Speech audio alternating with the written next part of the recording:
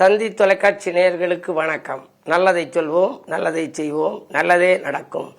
இன்று 6/7/2026 திங்கட்கிழமை பூரட்டாதி நட்சத்திரம் மதியம் 1:24 வரை, பிறகு உத்திரட்டாதி. இன்றைக்கு சிம்ம ராசிக்கு சுக்கிரன் பயிற்சியாகி செல்கிறார்.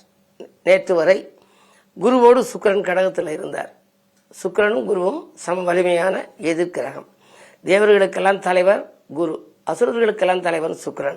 ரெண்டு முரண்பாடான கிரகங்களின் சேர்க்கை கடகத்தில் இருந்ததுனால மேசராசிக்காரர்களுக்கு, கடகராசிக்காரர்களுக்கு, தனுசு ராசிக்காரர்களுக்கு, துலாம் ராசிக்காரர்களுக்கெல்லாம் பல காரியங்கள் முடிகிற மாதிரி இருந்து கூட கை நழுவி போயிருக்கும். ஆனால் இன்னையிலிருந்து அவர்களுக்கெல்லாம் ஒரு நல்ல நேரம் ஆரம்பமாகுதுன்னு சொல்லி இன்றைக்கு நான் உங்களுக்கு சொல்ல இருக்கிறது என்ன அப்படின்னா, வாழ்க்கையில் பக்கபலமாக நமக்கு இருக்க வேண்டியது மொத்தம் 12னா நீங்கள் பாருங்கள், ஜாதகத்தில் கட்டங்கள் 12. நம்ம போடக்கூடிய திட்டங்கள் நிறைவேறணும் அப்படின்னா இந்த கட்டங்கள் 12ம் சரியாக இருக்கணும். ரெண்டாவது, 12ங்க கட்டத்துக்கு பற்றி ஒரு பழமொழி, 12க்குடைய பாலகனை தேடி பிடித்து பலன் சொல்லுங்கிறேன். அப்போ ஜாதகத்தில் 12ஆம் இடம்ங்கிறது ஒரு புனிதமான இடம், அயன சயன ஸ்தானம், அது நல்லா இருக்கணும். கடிகாரத்தில் மணி பாருங்க 12ன்னு குறிப்பிட்டிருக்கோம். மாதங்கள்னு எடுத்துக்கிட்டிங்கன்னா அது 12. எல்லாவற்றிற்கும் மேலாக வரங்கொடுக்கும் வள்ளலாக விளங்குகிற அந்த வடிவேலனுக்கு, முருகப்பெருமானுக்கு, குமரக்கடவுளுக்கு, கந்தனுக்கு, கடம்பனுக்கு கரங்கள் 12. இந்த 12ங்கிறது நமக்கு நினைவில் இருக்கு இல்லையா? அது மாதிரி வாழ்க்கையிலையும் 12ங்கிறது 12 செய்கைகள், செயல்கள் நம்மோட இருந்துச்சுன்னா நம்மளும் வாழ்க்கையில் பிரகாசிக்கக்கூடிய பிரகாசமான எதிர்காலம் நமக்கு வருமா. அதில் முதல் இது தன்னடக்கம். கவிஞர் வாலி சொல்லுவார், அடக்கமாகும் வரை நீ அடக்கமாக இருப்பார். பெரிய பணக்காரங்களாம் பார்த்தீங்கன்னா சில பேர் பணத்தை வெளிக்காட்டிக்க மாட்டாங்க, அடக்கமாக இருப்பாங்க. சில பேர் ஆடி தீத்துருவாங்க. அதாவது தனக்கு ஒரு பொறுப்புகள் வந்துருச்சுன்னா தலைகால் தெரியாமல் ஆடுறாருன்னு சொல்கிறாங்கல்ல, அப்படியெல்லாம் இருக்கக்கூடாதான். தன்னடக்கத்தோடு இருக்கணும். தன்னடக்கம் இருந்துச்சுனாலே ஒரு மனிதர் உயர்வுக்கு வர முடியுமா. முதல் கருத்து தன்னடக்கம்.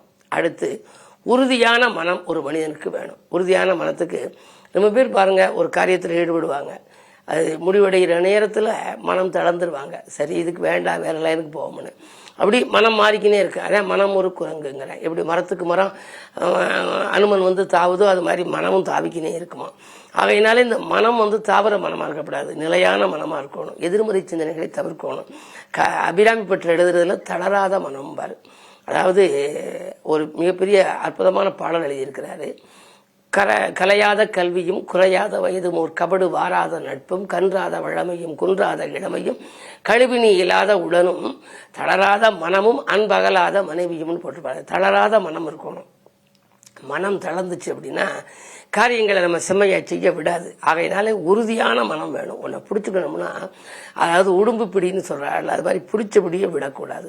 அப்படி பிடிவாத குணம்னு இல்லை, ஆனால் அது நமக்கு செயல்களில் உறுதி இருக்கணுமா. உறுதியான மனம். மூன்றாவது சிக்கனம். சிக்கனம் என்ன, வீட்டை காக்கும், சேமிப்பு நாட்டை காக்கும்னு பார்த்துருப்பீங்க. எவ்வளவு பணம் வந்தாலும் அளவோட செலவு செய்யணும். சில பேர் பாருங்க, ஒரு ஹோட்டலில் இருப்பாங்க, தண்ணி தானே வடிகட்டும்னு பாத்ரூம் இருக்கும்போது தண்ணியை வடியை விட்டுக்கிட்டு வந்துடுவாங்க. அது தண்ணீரில் சிக்கனம் கட்டணும். மின்சாரத்தில் நம்ம உபயோகப்படுத்துறேன்னா அதை நிறுத்தி வச்சிடணும். இப்படி சிக்கனம் செய்கிறதுனால நம்முடைய வாழ்க்கையில மிகப்பெரிய வளர்ச்சி நமக்கு இருக்கும்.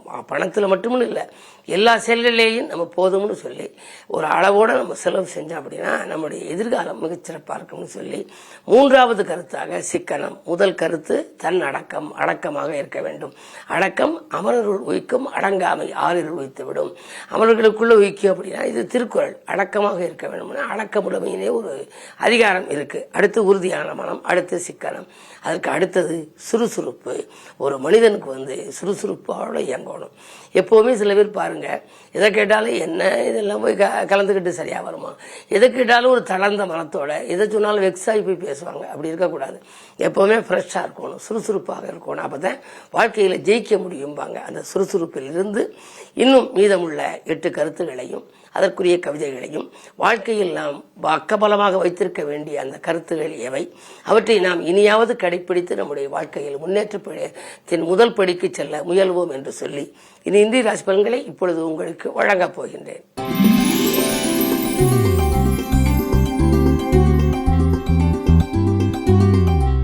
மேசராசி நேயர்களே, உங்களுக்கு இன்று ஒரு யோகமான நாள். அற்புதமான நாள். ராசிநாதன் செவ்வாய் 2 வாக்கு தனம் குடும்பம் என்கிற இடத்தில் இருக்கின்ற பொழுது வாக்கு வளம் நன்றாக இருக்கும். கொடுத்த வாக்கை காப்பாற்றுவீர்கள். பணபலம் நன்றாக இருக்கிறது. குடும்ப முன்னேற்றம் கூடும். குடும்பத்தில் உள்ளவர்களின் குறைகளை தீர்ப்பீர்கள். தொழில் முன்னேற்றம் உண்டு. இந்த நாள் நல்ல நாள்.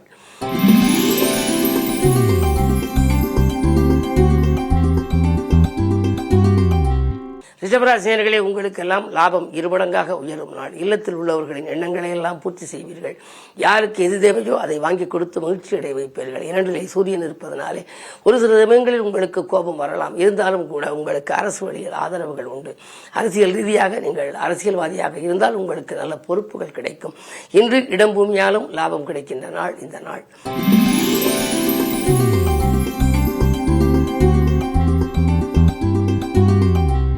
மிதுனராசினியர்களே, உங்களுக்கு புத ஆதித்ய யோகம். யோகங்களில் தலை சிறந்த யோகங்களில் இந்த யோகமும் ஒன்று.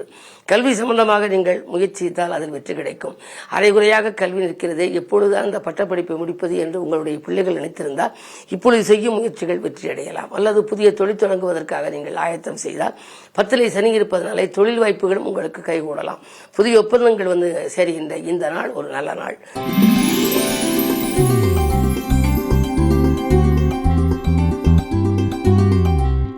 கடகராசினியர்களே, உங்களுக்கு இன்று காலை 7:20 வரை உங்கள் ராசிக்கு சந்திராஷ்டமம்.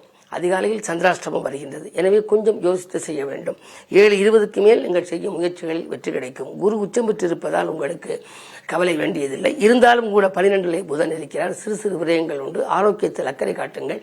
எந்த செயலை செய்தாலும் அனுபவஸ்தர்களின் ஆலோசனைகளை கேட்டு செய்தால் வெற்றி நிச்சயம் கிடைக்கும்.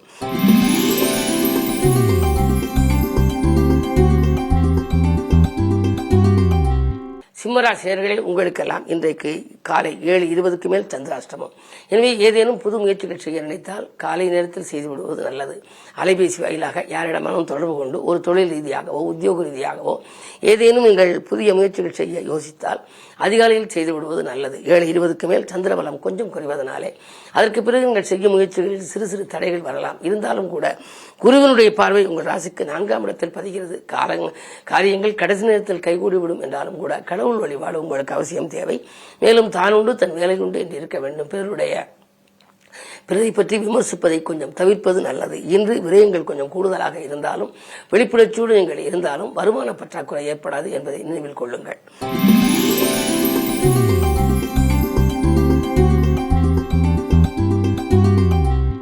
கன்னிராசினியர்களே, உங்களுக்கெல்லாம் 10 சூரியன் இருப்பதனாலே அரசு வழியில் ஆதாயம் கிடைக்கும். அரசியல்வாதிகளாக நீங்கள் இருந்தால் உங்களுக்கு நல்ல பொறுப்புகள் கிடைக்கலாம். உத்தியோகத்தில் மேலதிகாரிகள் உங்களுக்கு சில நுணுக்கங்களை கற்றுக் கொடுப்பார்கள். சக ஊழியர்களால் ஏற்பட்ட சங்கடங்கள் அகலும்.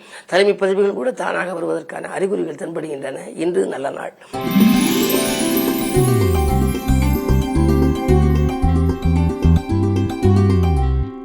துலாம் ராசினியர்களே, உங்களுக்கு 10ஆம் இடத்திலே இப்பொழுது குரு தனித்து இருக்கின்றார். 10 குரு இருந்தால் பதவியில் மாற்றம் உண்டு என்பார்கள். எனவே நீங்கள் செய்து கொண்டிருக்கின்ற அந்த பணியில் வேலையில் சிறு மாற்றங்கள் வரலாம்.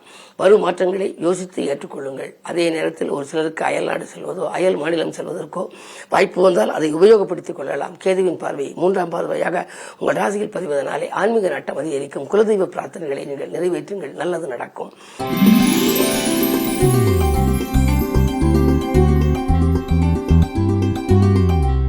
விருச்சிக ராசினியர்களே, உங்களுக்கு இன்று வெற்றி செய்திகள் வீடு வந்து சேர்கின்ற நாள். வீடு கட்டுவது மனை வாங்குவது போன்றவற்றிலே கவனம் செலுத்துவீர்கள். செவ்வாய் பலம் 7ஆம் இடத்தில் இருப்பதனாலே கல்யாண கனவுகள் நனவாகும். உடன்பிறப்புகளின் இல்லங்களில் நடைபெறும் சுபகாரியங்களை முன்னின்று நடத்தி வைப்பீர்கள். வியாபார விரோதங்கள் விலகும். ஆடை ஆபரண சேர்க்கை உண்டு. பஞ்சமஸ்தானத்தில் சனி இருப்பதனாலே பிள்ளைகளின் எதிர்கால நலன்கிறது. நீங்கள் எடுத்த முயற்சிகளில் வெற்றி கிடைக்கும். இன்றைக்கு தொழில் வியாபாரம் வெற்றி நடை போடும்.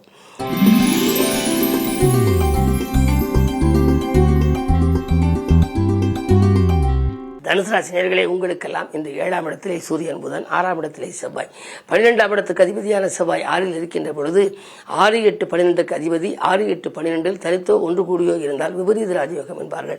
எனவே நீங்கள் திட்டமிடாமல் செய்யும் காரியங்களில் உங்களுக்கு வெற்றி கிடைக்கும். ஒளிமயமான எதிர்காலத்துக்கு உறுதுணை புரியும் விதத்தில் கிரகங்கள் சாதகமாகவே இருக்கின்றன. ஆரோக்கியம் சீராகி ஆனந்தப்படுத்தும். இடம் பூமி சேர்க்கை உண்டு. பூர்வீக சொத்துக்களில் இருந்த தகராறுகள் அகலும். பஞ்சாயத்துக்கள் சாதகமாக முடியும். இந்த நாள் நல்ல நாள்.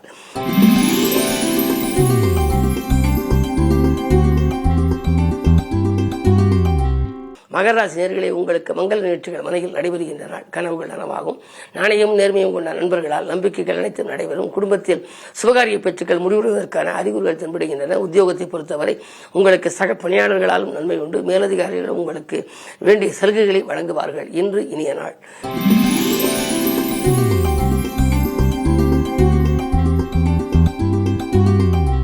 கும்பராசி நேயர்களே, உங்களுக்கு காலை 7:20 வரை உங்கள் ராசிக்குள் சந்திரனோடு ராகு இருப்பதால் அதிகாலையில் கொஞ்சம் சஞ்சலங்கள் ஏற்படலாம். இது செய்வோமா அது செய்வோமா என்ற ரெட்டித்த சிந்தனை வரலாம். இருந்தாலும் 7:20க்கு மேல் உங்களுக்கு நீங்களுடைய எண்ணங்களை எல்லாம் பூர்த்தி செய்து கொள்ள நண்பர்கள் உதவிகரம் நீட்டுவார்கள். உத்தியோகத்தில் சிறப்பாக செயல்பட்டு பாராட்டுகளை பெறுவீர்கள். இடமாற்றங்கள் இனிமை தரும் விதம் அமையும். வரவேண்டிய வாக்குகள் வசூலாகும். இன்று இனிய நாள். இல்லத்திலும் உள்ளத்திலும் அமைதி கிடைக்கின்ற நாள்.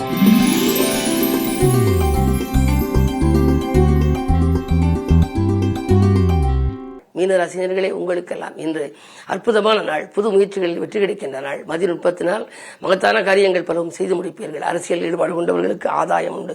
சனிச்சந்திர யோகம் இருப்பதனாலே வெற்றி கனியை விரைவில் எட்டி பிடிக்க நண்பர்கள் வழிகாட்டுவார்கள். 4ஆம் இடத்திலே சூரியன் இருப்பதனாலே அரசு வழியில் நீங்கள் எதிர்பார்த்த சலுகைகள் உங்களுக்கு கிடைக்கும். உத்தியோகத்தில் கூட நீங்கள் எதை எதிர்பார்த்து காத்திருந்தீர்களோ உயர் அதிகாரிகள் உங்களுக்கு அதை செய்ய முன் வருவார்கள். இன்று நல்ல நாள், அற்புதமான நாள், யோகமான நாள். மேலும் விவரங்கள் அறிய தினத்தந்தி படியுங்கள்.